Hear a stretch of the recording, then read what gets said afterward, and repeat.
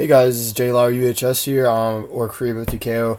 I'm coming at you with a deck profile. I know I haven't posted a Yu-Gi-Oh video in a while.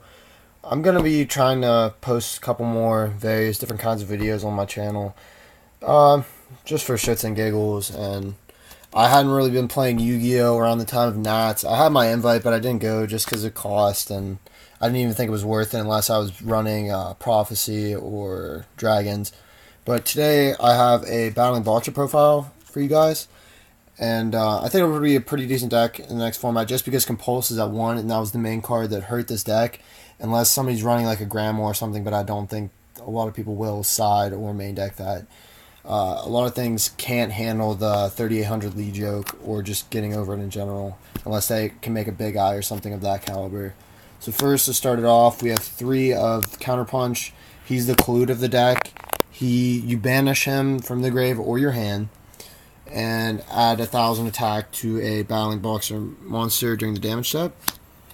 A lot of times you want to keep him in your hand. Sometimes you can send him with Headgear's effect, but a lot of times with Headgear you want to either send Switch Hitter or Glassjaw to trigger Glassjaw's effect to get Switch Hitter back, because there's a mini loop with Switch Hitter and Glassjaw that I'll get to in a second. And then I'm running 3 Switch Hitter, of course, one of the key main cards of the deck. His effect is when he's normal summoned, you can special summon a Battling Boxer from the graveyard. And during that turn, though, you can only special summon Battling Boxer monsters. So keep in mind, I am taking 1 Photon Thrasher in here. If you use Thrasher's effect before you summon him, you cannot activate his effect. So just keep that in mind. And then 3 of Headgear. His effect is when he's normal summoned, you can send 1 Battling Boxer monster from your deck to the graveyard. Usually what you want to do first turn, say you open a Glassjaw, you want to send the Switch Hitter, because the next turn then you can attack with Glassjaw, and then when he's attacked, he dies from his own effect, and when he's destroyed by a card effect, Glassjaw, then you can add a Battling Boxer from your grave to your hand, then you add Switch Hitter, and you Switch Hitter's effect, just keep getting back Glassjaw. And also, secondary effect, which is nice sometimes, of Headgear, is once per turn, if he's in face-up attack position, he cannot be destroyed by battle. So it helps sometimes with your Exceed plays. And then 3 Glassjaw, the other main card of the deck. He's got 2000 attack, and when he's destroyed by a card effect, you can add a Battling Boxer from your grave to your hand. It works on some of the Exceeds, on some of them it doesn't. I'm pretty sure it works with Blaster's effect. Don't quote me on that, though. And usually what you want to do is get him out with the Switch Hitter, as I said. But say they Tarantula or something and they're sent at the same time. It's the same thing as a Light Pulse, so you can add the Switch Hitter back to your hand. So he's a pretty good card, but when he's attacked by your opponent's monster on their turn, he automatically dies and they get to replay the battle. But then his effect triggers to add the Battling Boxer from your grave to your hand. So keep that in mind. Good effect. And then I do have a couple proxies here, guys, just because when I got out of the game for a little bit, I sold a lot of my cards, but I apologize for that.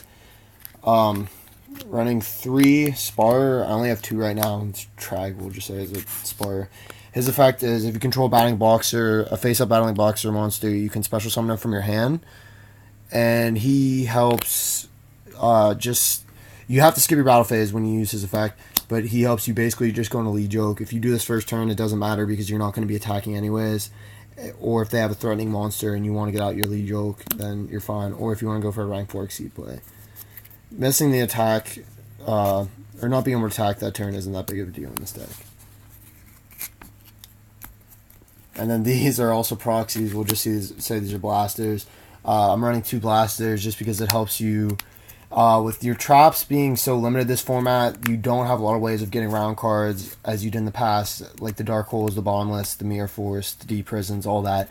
And you can just use Blaster's effect is nice, just to be able to get rid of problem cards that you can't get over or can't exceed out of. Also, nice to note with Glassjaw's effect, if you use Blaster and send the Glassjaw, I'm pretty sure you do get Glassjaw's effect, so then you can just send with Blaster, so you get to pop a card, and you'll plus off of the Glassjaw that you send by adding the Switch Hitter or Headgear back to your hand. And then, in my opinion, the best hand trap this format, Effect Veiler.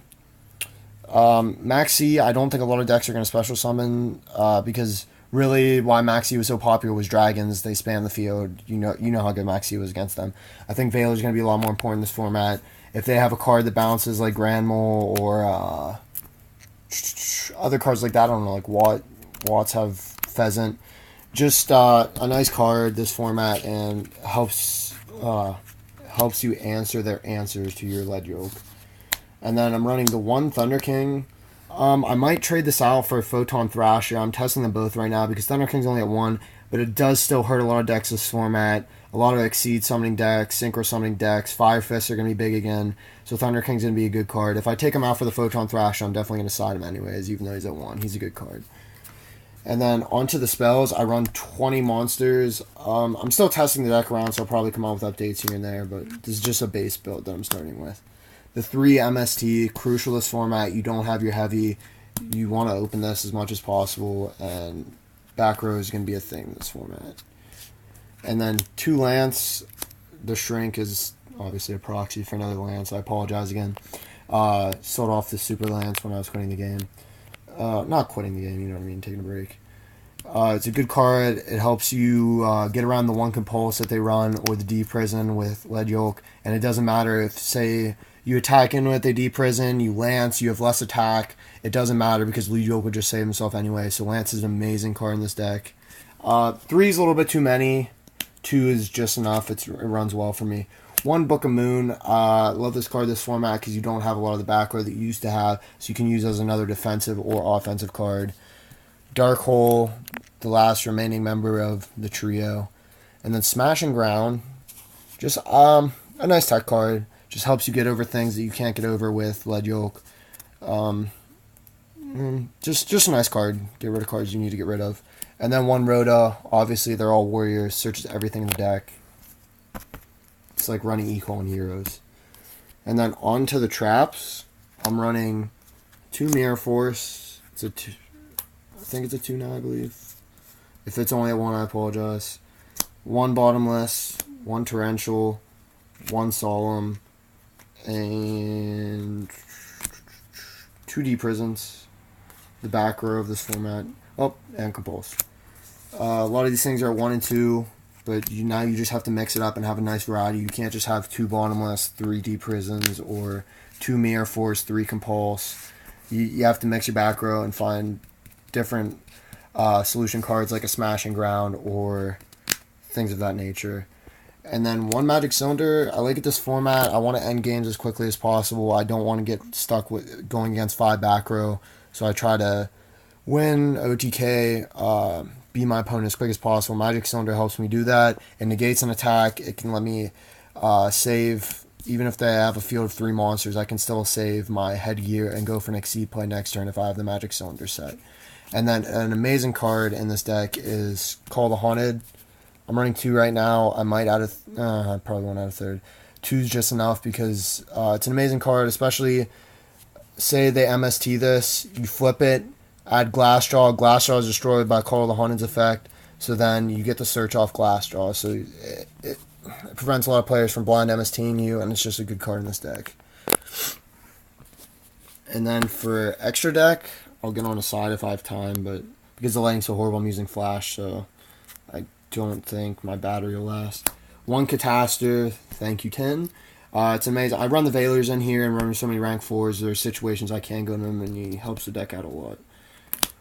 1 Leviathan, just because I run the Counterpunch. I'm running a lot of rank 3s in here just because I'm missing a lot of rank 4s because I was taking a break from the game, so I got rid of them. So, but you can make the rank 3s with Counterpunch. I might throw in some Tour Guides later, but I'm not a big fan of Tour Guide in this deck. I like to keep it pure, and I think it runs fine the way it is. Leviair, get back your banished monsters. Obviously, everybody knows what Leviair does. Cowboy, Pearl, Maestroke, answer problem cards like Ophion, Zenmaines, Utopia, and then the 3 Lead Yoke, as I was saying earlier. Dweller, just in case Murmels decide to poke their head out. I don't think they will with Diva being at 3, but they're still a viable deck, just not as good as they were before. 1 Pappy, 1 Blade Armor because they all are warriors, and then 1 Excal. Alright guys, thanks for watching. If you have any questions, remember to post them in the comments, and remember to like, comment, and subscribe. Thanks.